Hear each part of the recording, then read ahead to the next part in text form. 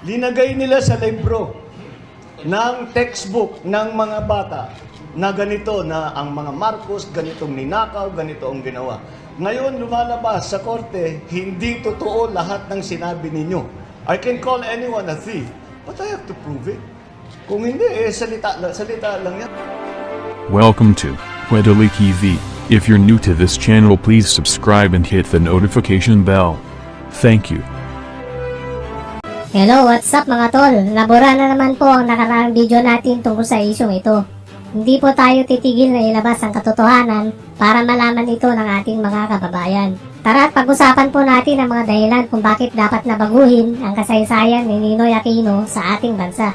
Naghain ng panukala sina House Deputy Speaker Paulo Duterte, Marinduque Representative Lord Alan Velasco at ACT Representative Eric Yap na palitan ng pangalan ng Ninoy Aquino International Airport at gawing pandaigdigang paliparan ng Pilipinas. At agad itong kinontra ni Vice President Leni Robredo, Senador Franklin Drilon at Senador Kiko Pangilinan na hindi daw tama ang oras para palitan ng pangalan ng Ninoy Aquino International Airport dahil nasa gitna tayo ng pandemya. Pahayag rin ng Vice Presidente na ang pagpapalit ng pangalan ng NAIA ay maaari umanong pagtatangkang burahin ng kasaysayan. At alam naman daw natin kung bakit ito tinawag na NAIA o Ninoy Aquino International Airport. Ginawa na naman nilang tanga ang mga Pilipino. At kaya namang pagsabayin na solusyonan ng pandemya at pagpapalit ng pangalan ng NAIA. Kaya wala itong problema. At madali lang palitan yan mga tol kung talagang gusto nila. Pero alam naman ng lahat na mas inuuna pa ng mga senador na ito ang kaso ng ABS-CBN. Itong pahayag ni Leni mga tol ay talagang gusto ng mga Liberal Party dilawan na ito na maging bobo at tanga pa din ang mga Pilipino. At dapat mauto pa din nila ang sambayanang Pilipino. Ang mga kalokohan ng dilaw na gobyerno natin ay sila mismo ang nagpalit ng kasaysayan sa ating bansa. Pinalitan nila ang mga libro mga tol para i-brainwash ang mga Pilipino. At gusto nila na sila lang ang umawak ng ating bansa. At upang maipagpatuloy nila ang pag-aasik ng lagim sa sambayanang Pilipino. At ginawa nilang masama sa taong bayan ang pinakamagaling na naging Pangulo ng ating bansa na si Pangulong Ferdinand Marcos. Kung mapapansin nyo mga tol, wala kayong mababasa sa mga aklat sa paaralan na mga kabutihan ni Pangulong Ferdinand Marcos upang mapaunlad ang ating bansa. Ang mababasa lang natin ay bayani ang mga Aquino at ang kasamaan daw na dulot ng martial law ni Pangulong Ferdinand Marcos. Hindi po nila nilagay kung bakit nagdeklara ng martial law si Pangulong Ferdinand Marcos. Yan po ang tumatak sa kaisipan ng mga Pilipino pagkatapos ng EDSA 1986. Ang NAIA ay ipinangalan kay Benigno Ninoy Aquino Jr. na napaslang sa Manila International Airport noong Agosto 21, 1983. Ang pagpaslang sa kanya ay nagsanhi na magkakaugnay ng mga pangyayari na nauwi sa EDSA Revolution noong 1986. Ito ang dahilan kung bakit pinababa nila si Pangulong Ferdinand Marcos sa pagkapangulo. At sa pilitang inagaw ni Corazon Aquino ang pagkapresidente sa tulong ng Amerika. Talagang kinawawa nila ang mga Marcos noon at inilipad nila sa Hawaii para hindi na talaga makabalik sa pagkapangulo si Pangulong Ferdinand Marcos. At para tuloy-tuloy na ang pag-asik ng lagim ng dilaw na gobyerno na hawak ni Corazon Aquino. Noong pinababa nila si Pangulong Ferdinand Marcos ay nagsimula na lumubog ang Pilipinas. Panay ang brownout. At dahil sa kakulangan ng supply sa kuryente, ay lalong naghirap ang karamihan sa mga Pilipino. Maraming nagutom at nawalan ng trabaho dahil sa pag-alis ng mga malalaking industrial companies sa ating bansa. Na kung binuksan sana ni Corazon Aquino ang Bataan Nuclear Power Plant, ay hindi mag-aalisan ng mga malalaking kumpanya at hindi sana mawawalan ng trabaho ang milyong-milyong Pilipino. Tumaas din ang sigil ng kuryente, tubig at mga pagkain dahil nakontrol ito ng mga oligarko sa gobyerno ni Cory Aquino. Ito din ang dahilan kung bakit nagtrabaho na lang sa iba't ibang bansa ang mga kababayan natin. Imbes na tupagin kung paano maiayos ang bansa natin, ay mas inuna pa ni Cory Aquino ang ipangalan sa asawa niya ang Manila International Airport.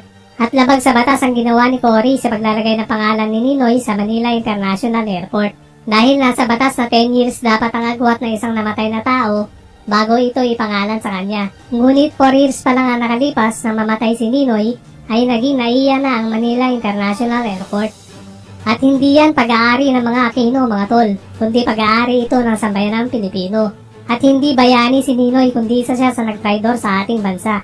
Siya ang dahilan kung bakit nagdeklara ng martial law si Pangulong Ferdinand Marcos.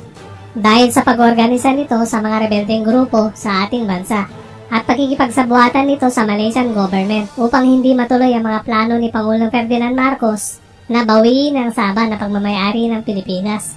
Ginawa lahat ni Ninoy ang kalokohan na ito dahil sa sobrang inggit niya kay Pangulong Ferdinand Marcos sa pamumuno nito. Masyadong hinahangaan si Pangulong Ferdinand Marcos ng iba't ibang bansa noon at lalo na ang sambayanang Pilipino dahil na din sa talino nito at sa galing niya sa pagpapalakad ng ating bansa. Kaya sobrang inggit na inggit si Ninoy kay Pangulong Ferdinand Marcos at gusto niya na siya ang maging presidente. Kaya siniraan niya ng siniraan si Pangulong Ferdinand Marcos sa mga Pilipino para maging masama si Pangulong Ferdinand Marcos sa isipan ng mamamayan.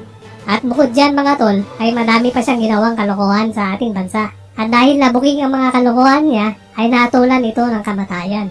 Sa pamamagitan ng firing squad, hindi natuloy ang hatol kay Ninoy Aquino mga tol. Dahil pinigilan ito ni Pangulong Ferdinand Marcos. Dahil na din sa naawa ito kay Ninoy. Kahit ang daming kalokohan na ginawa ni Ninoy sa ating bayan at kay Pangulong Ferdinand Marcos, ay nangibabaw pa din ang kabaitan ni Pangulong Ferdinand Marcos sa animal na to. Kaya ikinulong na lamang niya ito. Talagang gagawin ni Ninoy ang lahat para pabagsakin at maangkin ang trono ni Pangulong Ferdinand Marcos. At wala siyang pakialam sa ikaunlad ng ating bayan, kundi pang sariling interes lamang ang nais niya.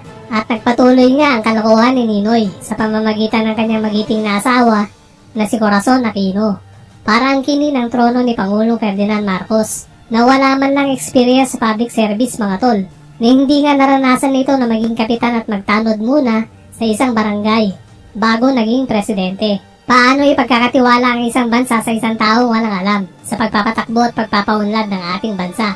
Talagang ito isang napakalaking pagkakamali sa kasaysayan ng ating bansa.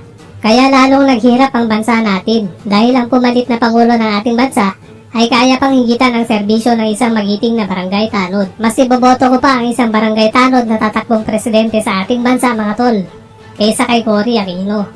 Pasensya na mga tol, pero yun ang totoo. Ang ugat ng kahirapan sa Pilipinas ay nung mula nang maupo si Cory Aquino, na walang ibang ginawa sa ating bansa, kundi paboran ang taong nasa tabi niya at nagpapauto sa mga oligarko. At kahirapan ang naging resulta nito sa sambayanang Pilipino. Isa sa pinakamalaking kasinungalingan na hanggang ngayon ay bitbit ng maraming Pilipino ay isang mabuting tao si Ninoy Aquino. Pero ang katotohanan ay isa itong demonyo na nagaanyong tao. Ngunit nilinis ni Cory Aquino ang kanyang pangalan noong sa pilitan siyang umupo bilang presidente ng Pilipinas. At iniba niya ang katotohanan at pinagtakpan na si Ninoy raw ay isang bayani. At si Marcos daw ang traidor at malipos ng Pangulo ng Pilipinas na hanggang ngayon ay pinaniniwalaan ng mga kababayan nating hindi alam ang katotohanan. At pinaniniwalaan ang mga kasinungalingan. Pinagtakpan lang ng pamilya Aquino ang mga mali nilang nagawa at ibinaling lahat kay Pangulong Ferdinand Marcos upang malason ang utak ng mga Pilipino. Karamihan na biktima ay ang mga kabataan. Si Pangulong Ferdinand Marcos talaga ang ama ng demokrasya at siya rin ang tanging Pangulo na nagtanggol sa ating bansa na hindi masabi ng mainstream media sapagkat siniraan at kumalat ang mga black propaganda laban sa kanya. Ang natatanging nasasabi na lang sa kanya ng media ay masama at napaniwala ang karamihan lalo na mga kabataan dahil walang social media noon na kung ano lang ang kanilang marinig sa mga radyo, telebisyon o kaya nababasa nila sa mga dyaryo ay yun na kaagad ang paniniwalaan nila na di tulad ngayon na kahit lokohin man tayo ng mga telebisyon o mga pahayag sa radyo ay di nila magagawa sapagkat merong social media na maglalabas ng tunay na katotohanan sa tulong ng ating mga kababayan. Ang kahirapan ng Pilipinas ngayon ay nagpapatunay na si Pangulong Ferdinand Marcos ay tama. Tama sa kanyang mga plano noon na paunlarin ang bansang Pilipinas. At karamihan sana sa mga Pilipino ay hindi na nangingibang bansa upang magtrabaho. Na kahit ayaw sana nilang iwan ang kanilang mahal sa buhay, ay kailangan nila itong gawin para lang mabigyan ng magandang kinabukasan ang kanilang pamilya. Kaya may tuturing natin na talagang bayani ang mga OFWs dahil malaki ang tulong nila sa pagunlad ng ating bansa. At sana nga balang araw ay hindi na dadami ang mga OFWs para naman makasama nila ang mga mahal nila sa buhay. At buti na lang mga tol ay nagkaroon tayo ng isang Tatay Digong upang ituwid ang baluktot nating gobyerno. Kaya mahalin din natin ang Pangulong Rodrigo Duterte at suportahan ito dahil ipinagpapatuloy niya ang mga proyekto ni Pangulong Ferdinand Marcos. At talagang tunay na mahal niya din ang mga Pilipino kagaya ni Pangulong Ferdinand Marcos na ang hangarin nila ay maging maayos at magkaroon ng disiplina ang bawat Pilipino at upang paunlarin ang ating bansa at para magkaroon ng magandang buhay ang mga Pilipino. Ito na ang umpisa ng pagbabago mga tol. Maging wise po tayo sa pagpili ng mga pinuno sa ating bansa. Dahil para po ito sa kinabukasan ng lahat ng mga Pilipino at sa mga susunod pa na henerasyon ng ating lahi. Mga tol, pakishare po ang video ito para malaman ng sambayan ng Pilipino ang katotohanan. Maraming salamat po sa panonood. God bless po sa ating lahat.